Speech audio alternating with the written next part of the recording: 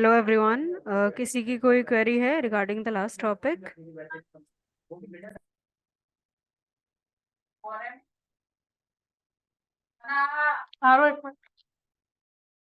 हमारा previous topic था types of SEO and their functions and on page SEO. So इससे related किसी का डाउट है they can ask, otherwise we will start with our today session. I will hand over to अज़ ma'am, please continue ma'am. Hello everyone, hope you guys are doing well. So we will start with our today's class. Let me share my screen. Is my screen visible to you all?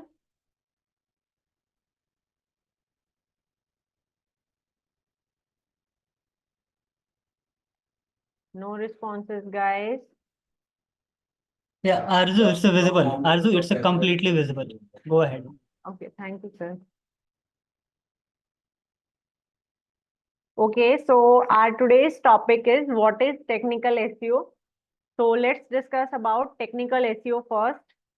तो technical SEO basically क्या होता है? Technical SEO जब हम अपनी website में जो भी टेक्निकल हमारी वेबसाइट के जो भी टेक्निकल एस्पेक्ट्स हैं उनको ऑप्टिमाइज करते हैं ताकि हमारी जो वेबसाइट है उसकी सर्च इंजन विजिबिलिटी इंप्रूव हो जाए, अच्छी हो जाए एंड उसकी परफॉर्मेंस भी क्या हो जाए, अच्छी हो जाए।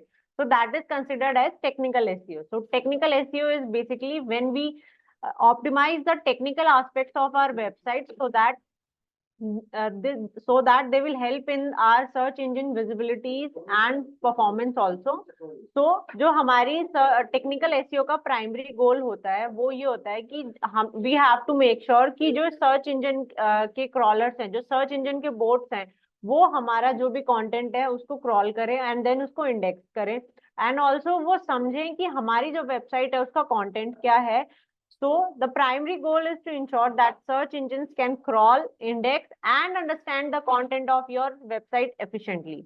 तो जो टेक्निकल एसईओ है बेसिकली वो फोकस करता है हमारे जो भी वेबसाइट के ओवरऑल टेक्निकल एस्पेक्ट्स होते हैं उनके ऊपर फोकस करता है और ओवरऑल जो हमारी वेबसाइट की हेल्थ होती है और जो भी यूजर एक्सपीरियंस होता है हमें उसका ध्यान रखना होता है. So we have to take care of that. So now we will discuss about the key components of technical SEO.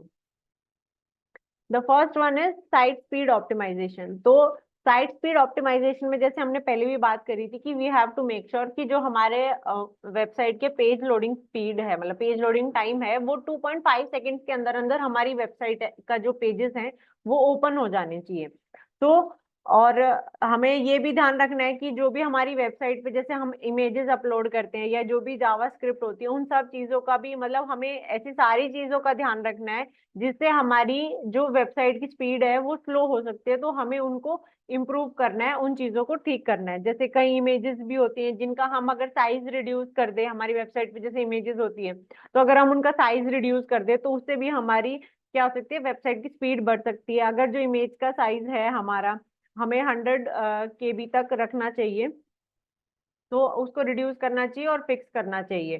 तो हम और अगर हमारी कोई ऐसी अनयूज्ड जावा स्क्रिप्ट है या मतलब जावा फाइल्स है या सीएसएस फाइल है तो हमें उसको भी अगर हम यूज नहीं कर रहे हैं तो हमें उसको रिमूव कर देना चाहिए. अगर if you are using it so we have to reduce it.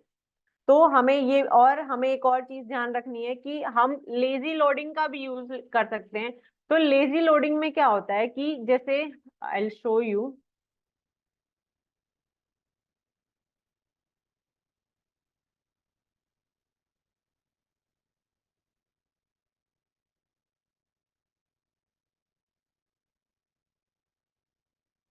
जैसे ये मेरी वेबसाइट है रिज्यूम मोशन. तो लेजी लोडिंग में क्या होता है कि जैसे ये मैंने वेबसाइट ओपन करी तो अभी क्या हम क्या कर सकते हैं कि जैसे जितना पार्ट मुझे वेबसाइट का दिख रहा है हम सिर्फ उतनी ही लोड कर सकते हैं एंड देन जब भी यूजर होगा जैसे जैसे वो वेबसाइट को नीचे स्क्रॉल करता है तो वैसे वैसे हमारी वेबसाइट क्या होनी चाहिए, लोड होनी चाहिए. ये नहीं कि पहले ही एक साथ सारी हो जाए, वो धीरे धीरे लोड होती रहनी चाहिए. तो उससे क्या होगा, हमारी वेबसाइट की स्पीड इंप्रूव होगी, वेबसाइट की स्पीड अच्छी होगी.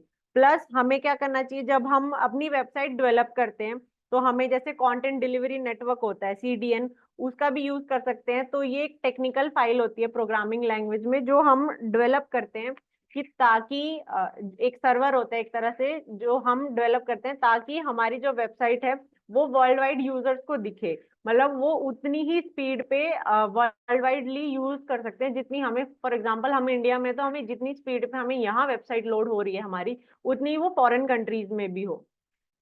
तो हमें क्या करना है, we should be aware of these things. जैसे मैंने आपको बताया था कि जैसे ये इमेजेस लगी हैं या ये टेम्पलेट्स लगे हैं, तो ये अगर इनका जो साइज है वो ज्यादा बड़ा है तो हमें इनका भी ध्यान रखना है, इनका साइज रिड्यूस करना है। तो उससे क्या होगा, हमारी जो वेबसाइट की स्पीड है वो भी इंप्रूव होगी।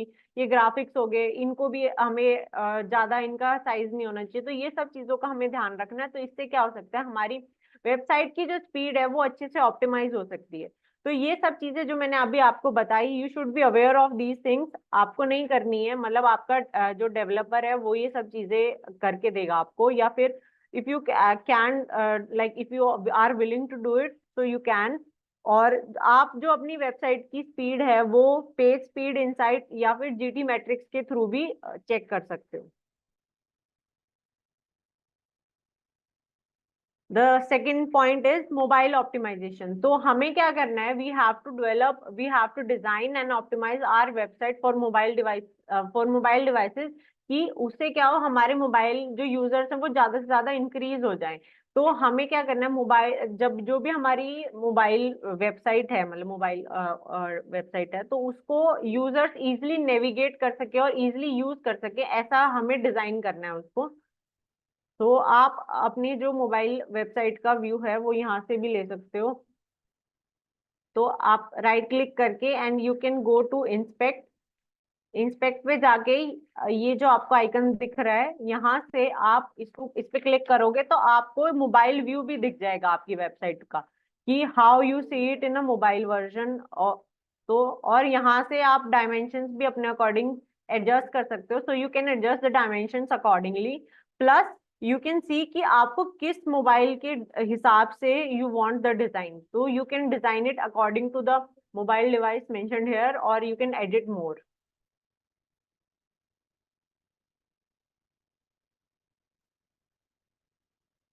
Then is crawlability and indexation. तो इसमें क्या करना है, we have to make sure कि जो सर्च इंजन बोट्स हैं वो हमारा जो कंटेंट है उसको इजिली क्रॉल कर रहे हैं, and then they index it on the web pages also.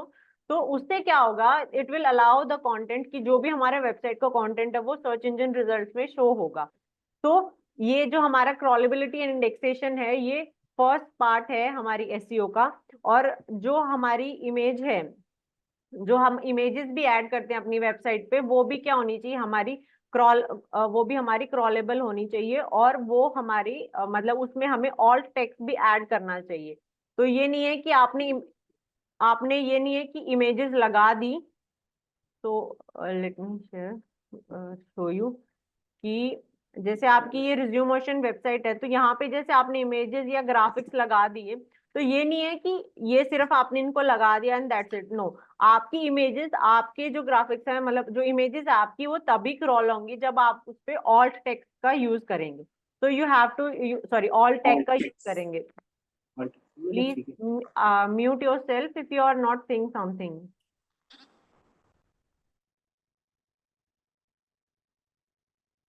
So you have to use alt text when you are uploading images on your website.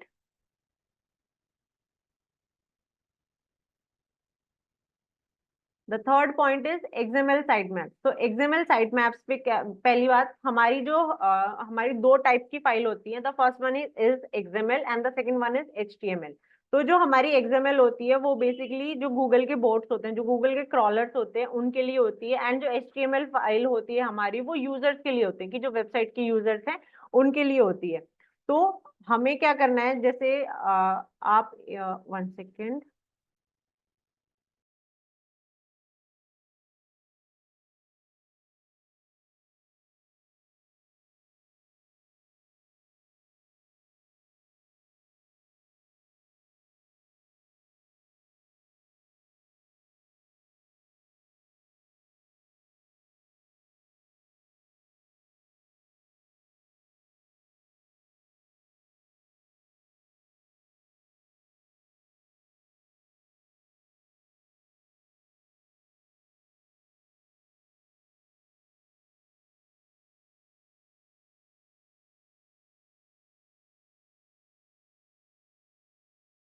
तो आप क्या कर सकते हो, जो आपकी वेबसाइट का XML साइट मैप है, वो आपकी वेबसाइट का URL /then sitemap.xml करके यू कैन फाइंड इट, कि यहाँ पे आपको क्या मिल जाएंगे, आपकी वेबसाइट के जो सारे URLs हैं वो यहाँ पे इंक्लूडेड होते हैं। तो इससे क्या होता है कि मतलब ये इस XML साइट मैप से क्या होगा कि जो गूगल के क्रॉलर्स हैं उनको इजी हो जाएगा कि वो सारे जो URLs हैं वो एक ही साथ क्रॉल कर सकते हैं। So it will be easier for the Google crawlers to crawl all the URLs which are included in our website. And also indexing, की उनको इंडेक्सिंग भी इजिली वो कर सकते हैं, और उनकी जो रैंकिंग है वो भी इजिली हो जाएगी हमारी वेबसाइट की।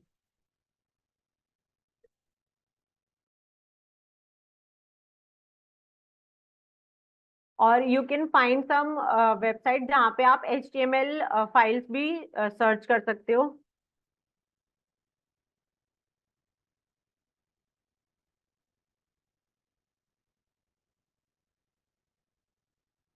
UV.in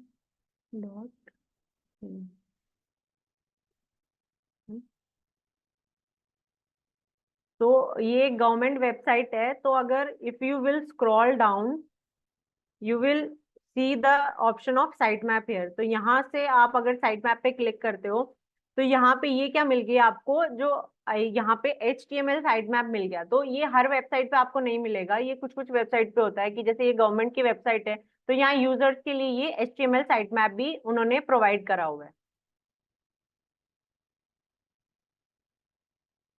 ये HTML जो साइट मैप है उससे you can easily navigate things around the across the website. Then is canonicalization. तो कैनोनिकलाइजेशन में क्या होता है बेसिकली, कि हमें क्या करना होता है अपनी वेबसाइट पे डुप्लीकेसी को प्रिवेंट करने के लिए, डुप्लीकेसी को रिमूव करने के लिए हम क्या करते हैं, कैनोनिकल टैग इंप्लीमेंट करते हैं।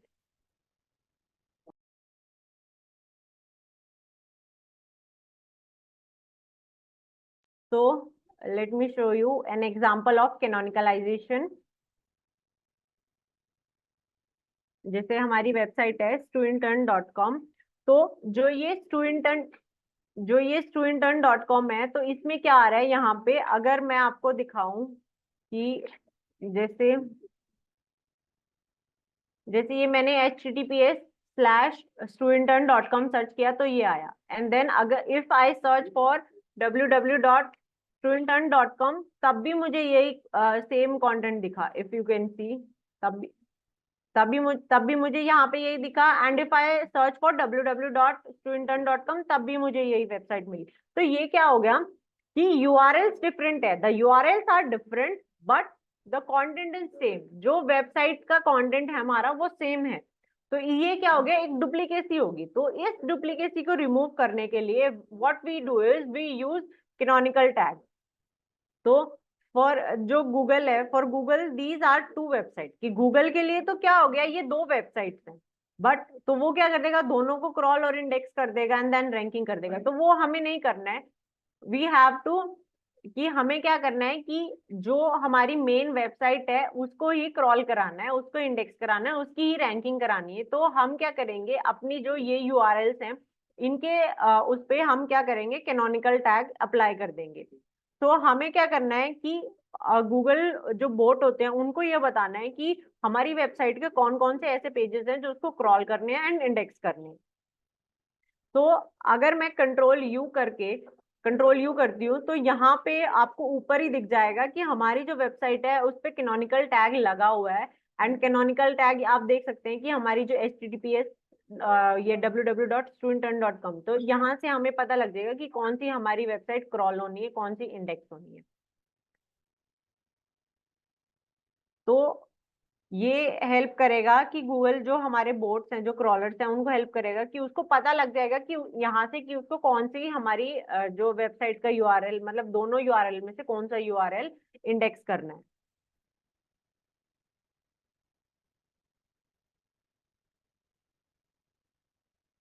Then is robot.txt। तो robot.txt में क्या होता है, जो हमारे कुछ पेजेस होते हैं जो हम नहीं चाहते कि वो गूगल उनको गूगल के जो बोट्स होते हैं वो उनको क्रॉल करे या इंडेक्स करे, तो हम क्या करते हैं, हम क्या करते हैं, robot.txt फाइल का यूज करते हैं और उन पेजेस को डिसअलाउ कर देते हैं ताकि उनको गूगल के जो बोट्स हैं, गूगल के जो क्रॉलर्स हैं, वो क्रॉल ना करें, इंडेक्स ना करें।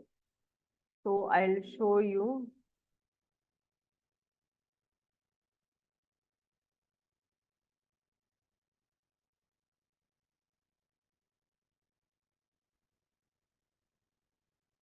तो ये मैंने वेबसाइट का यूआरएल देन robots.txt करके हम यहाँ से देख सकते हैं कि ये जो सारे हमारे पेजेस हैं ये डिसअलाउ करे गए हैं, और ये हम मतलब ये क्रॉल नहीं करा रहे हम इनको गूगल बोर्ड्स के थ्रू, इंडेक्सेशन हम इनकी इंडेक्सेशन और रैंकिंग नहीं चाहते। जैसे फीडबैक हो गया, टर्म्स हो गया, रिफंड हो गया, बैंकिंग, प्राइवेसी, एडमिन प्रोग्राम, तो ये सब पेजेस क्या हो गए हमारे, डिसअलाउ कर रखे हैं हमने ताकि ये गूगल इनको क्रॉल ना करे।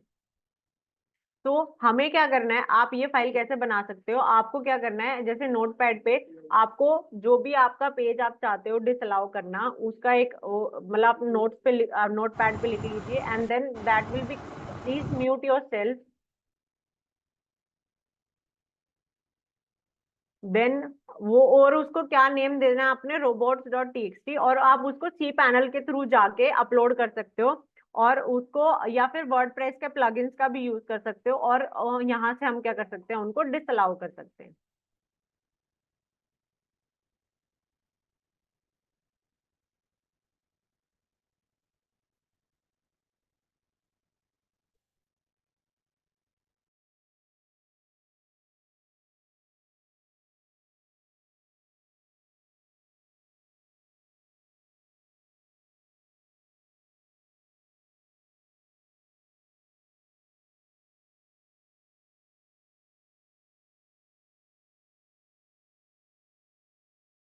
और हम बात कैनोनिकलाइजेशन पे, अगर मैं एक पॉइंट और मेंशन करना चाहूंगी कि आप क्या कर सकते हो, जो 301 और 302 रीडायरेक्शन है वो भी आप लगा सकते हो इन यूआरएल्स के लिए, जो आप मतलब हमने कैनोनिकल मतलब मैंने आपको दो यूआरएल्स बताए थे, उन दोनों यूआरएल्स में से आप एक यूआरएल पे जाके 301 या 302 रीडायरेक्शन भी लगा सकते हो।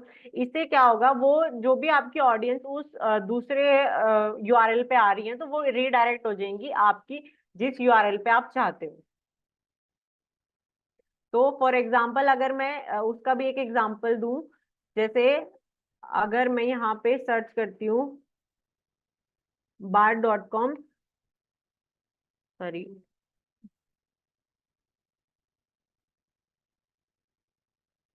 bard.com, google.com,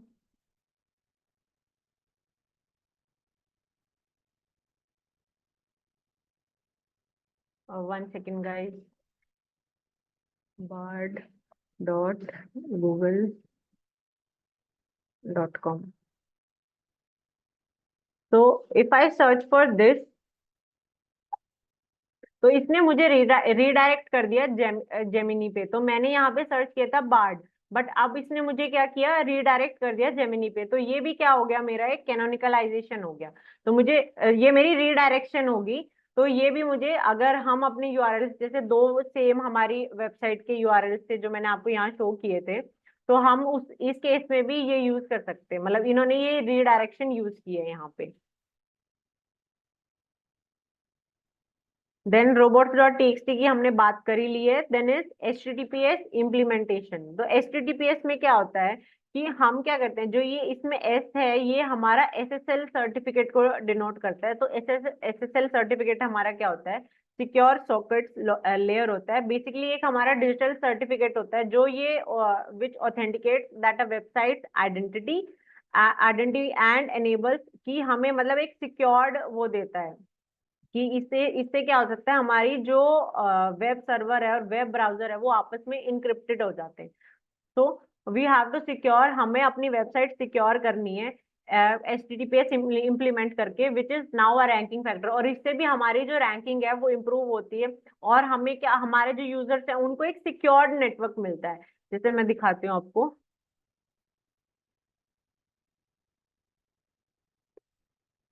जैसे ये मेरा रिज्यूमेशन हो गया, तो अगर यहाँ देख रहे हो तो ये जो एस है ये हमारा एसएसएल सर्टिफिकेट, मतलब ये एक ये क्या कर रहा है, हमारी वेबसाइट को सिक्योर करने में हेल्प कर रहा है। कि जब हम क्या करते हैं, जब हम डोमेन परचेज करते हैं तो हमें सिर्फ डोमेन मिलता है, बट वो हमें ये भी कहते हैं कि साथ में आप एसएसएल सर्टिफिकेट भी परचेज करो, जिसके थ्रू हमारी वेबसाइट क्या हो जाएगी, सिक्योर हो जाएगी, और हम अपनी वेबसाइट को हैकिंग से भी बचा सकते हैं एसएसएल सर्टिफिकेट के थ्रू। तो ये हमें ध्यान में रखना है जब भी हम डोमेन परचेज कर रहे हैं। Then is site architect. तो साइट आर्किटेक्ट में क्या, सॉरी, स्ट्रक्चर्ड डाटा मार्कअप की अगर हम बात करें, दैट इज स्कीमा मार्कअप। तो स्कीमा मार्कअप में क्या होता है, बेसिकली आपको क्या करना है, you have to like adding structured data to provide additional content to search engines about the content on your pages and enhance rich snippet in your search result.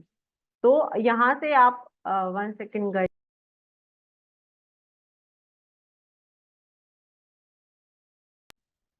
तो I will show you कि schema markup से basically होता क्या है। तो अगर मैं Google पे जाके डिजिटल मार्केटिंग कोर्स या इंस्टीट्यूट सर्च करती हूँ, तो ये देखो, जैसे यहाँ पे आपको ये सारी रैंकिंग्स दिख रही है, ये सारे स्टार्स दिख रहे हैं और ये सब चीजें दिख रही हैं। तो ये क्या होता है, हमारा स्कीमा मार्कअप के थ्रू हम सेटअप करते हैं। मतलब जो भी, अगर कई कई वेबसाइट्स पे आपको प्राइस भी दिख जाएगा, तो वो भी क्या होता है, स्कीमा मार्कअप के थ्रू ही दिखता है। लेट मी शो यू, अगर यहाँ पे कोई ऐसी वेबसाइट है जिसका प्राइस भी दिख रहा हो। नहीं, अभी तो कोई ऐसी वेबसाइट नहीं है। हाँ, ये देखो, यहाँ पे आपको क्या दिख रहा है, रेटिंग्स भी दिख रही है, रिव्यूज भी दिख रहा है, और यहाँ पे क्या दिख रहा है आपको, कोर्स का प्राइस भी दिख रहा है। तो ये क्या है, हमने स्कीमा मार्कअप के थ्रू सेटअप किया है।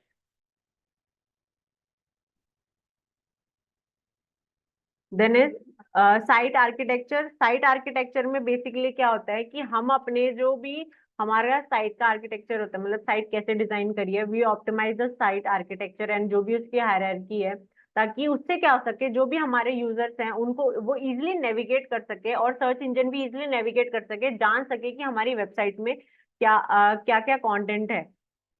जैसे हम रिज्यूमेशन की बात करते हैं, तो रिज्यूमेशन का जैसे ये हेडर पॉइंट है, तो यहाँ से हम अगर किसी भी उस पर क्लिक करते हैं तो ये डायरेक्टली हमें जो भी हम चाहते हैं वहां पे नेविगेट कर देगा। जैसे स्टूडेंट टर्न का हो गया, अगर मैं यहाँ पे, ये हेडर सेक्शन है, यहाँ पे क्लिक कर रही हूँ, तो यहाँ से क्या है, मुझे ऑप्शंस मिल जाएंगे और मैं डायरेक्टली नेविगेट हो जाऊंगी इन पेजेस पे।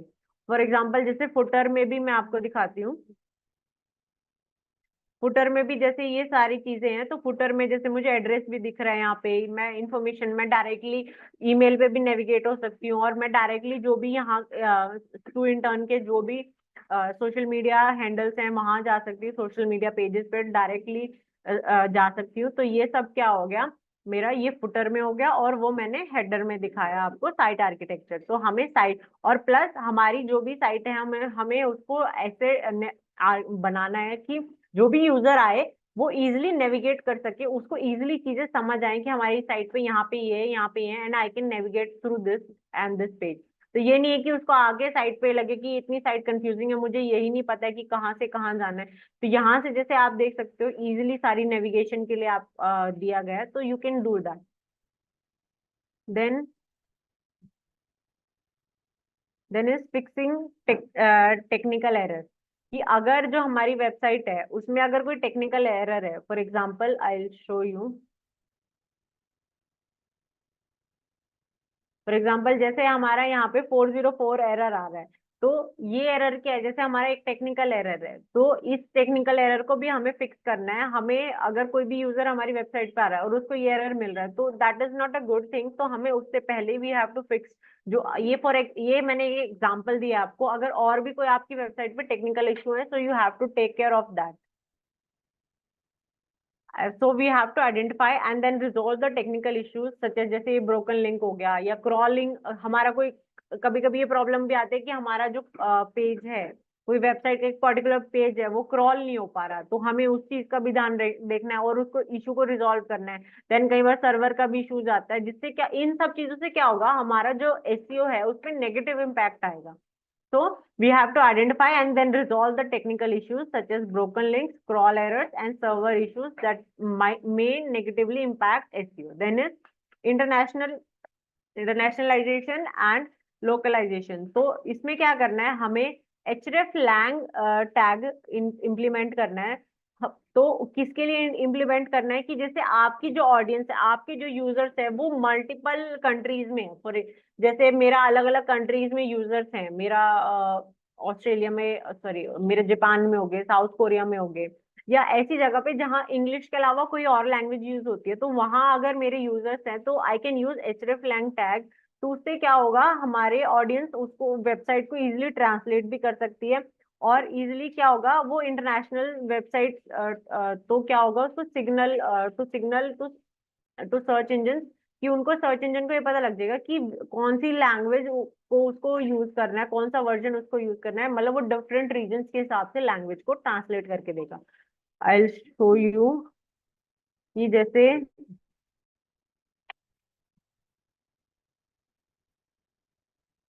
ये मेरी वेबसाइट है, ये जापानीज वेबसाइट है, तो ये अभी जापानीज में है।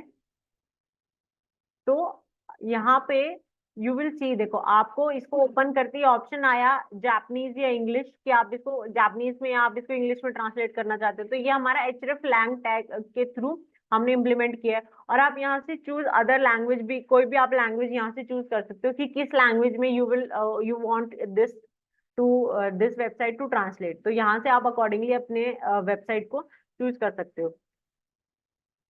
So if you guys have any queries related to technical SEO, you can just raise your hand or put your queries in the chat box.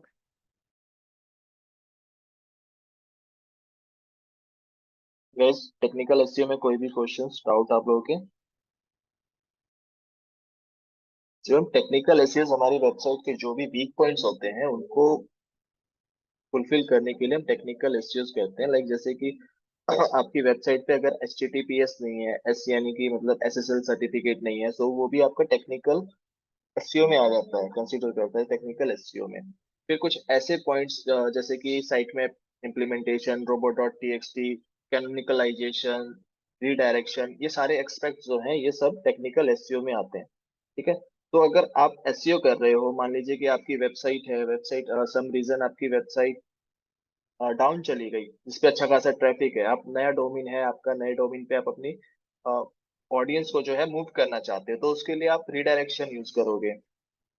ठीक है, तो वो आपका आ जाएगा टेक्निकल एसईओ में। सो टेक्निकल एसईओ आपको हेल्प करता है काफी सारी चीजों में, आपकी वेबसाइट की रैंकिंग एंड विजिबिलिटी को बनाए रखने में सर्च इंजन में।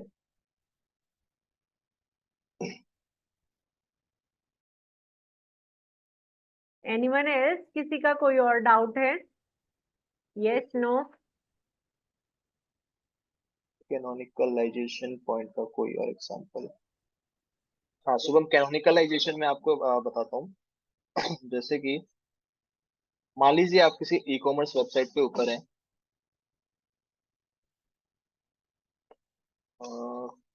फ्लिपकार्ट पे चलते हैं।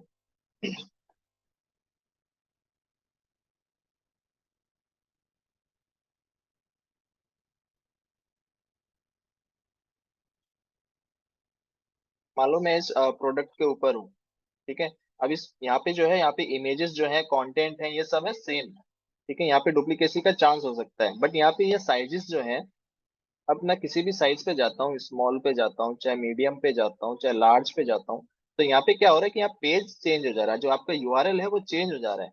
ठीक है, और यूआरएल चेंज हो रहा है लेकिन जो कंटेंट है, जो इमेजेस है, वो सारे के सारे सेम है। तो यहाँ पे आपकी डुप्लीकेसी हो सकती है, तो इस केस में आप क्या करोगे, यहाँ पे भी आप कैनोनिकल टैग यूज करोगे। ठीक है, ये ई कॉमर्स के लिए है। सेकेंड थिंग कि अभी जैसे कि आपको बताया गया पहले भी, www.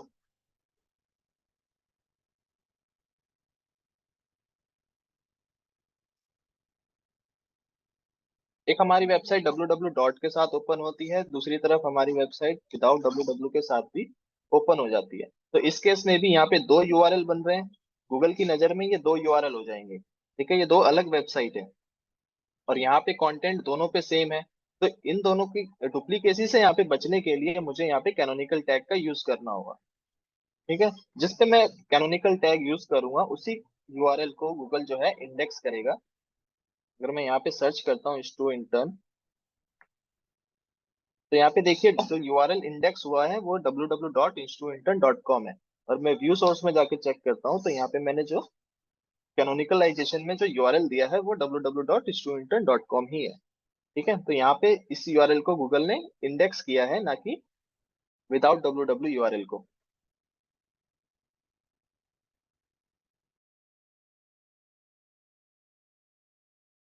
क्लियर शुभम?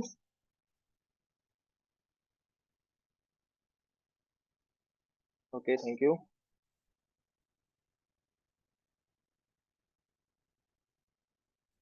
और कोई क्वेश्चन, कोई doubt?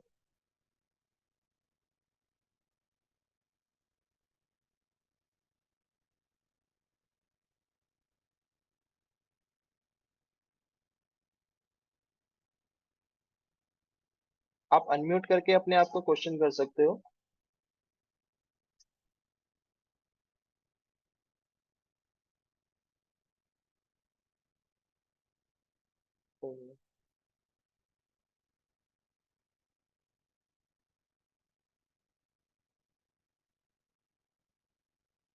So, all right, guys, if you have no any doubt, we will end the session here.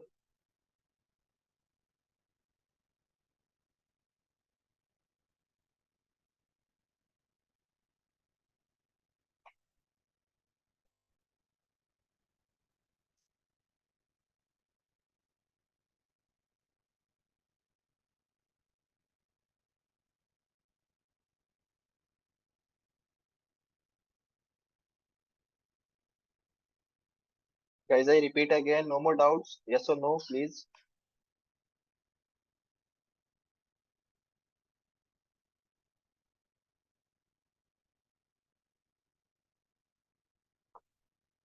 Okay, Shubham. What about others? Yeah, everything is clear for the today's session. जब हम SSL certificate install नहीं करते, SSL certificate हमें purchase करना पड़ता है। जब हम होस्टिंग परचेज करते हैं तब हमें साथ में SSL सर्टिफिकेट भी मिलता है। इन केस अगर आपका SSL सर्टिफिकेट रिमूव हो जाता है तो आप दोबारा से जाकर के उसे परचेज कर सकते हो। Okay Prashant sir, we will end the session here. Okay, sir. Can we close the session, sir? Yes, yes. Okay. So thank you so much, guys, for the session. Have a good day.